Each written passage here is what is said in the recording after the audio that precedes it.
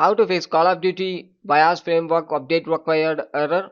First step, check your TPM status. Open run and type the following text: tpm.msc. Type it and click OK. In this you need to check the status. The TPM is ready for use and the specification version is 2.0. Check it and also check the TPM manufacturer information.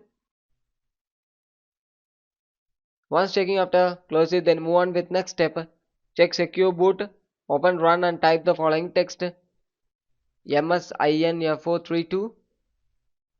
Type it and click OK. A system information page will appear. In this you need to check the BIOS mode and secure boot state. A BIOS mode should be UEFI and the secure boot state should be in on. Make sure it.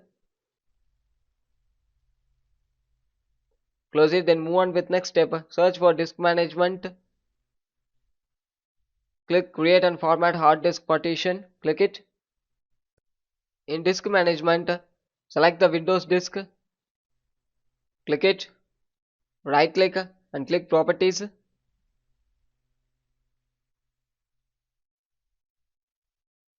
Click it. Click volumes and make sure the partition style it should be GPT. If it says MBR, do not simply switch your BIOS from legacy to UEFI. Yet your Windows installation may fail to boot. So make sure it should be in GPT. Check it. Once checking after, click OK in the bottom side. Close it, then move on with next step. Enter BIOS or UEFI. If TPM and secure boot are not enabled, open settings. Click system settings. Scroll down and click recovery settings. Click it and click advanced app and click reset now. Once resetting after, you need to select troubleshoot. Click advanced option. Select UEFI firmware settings and click restart.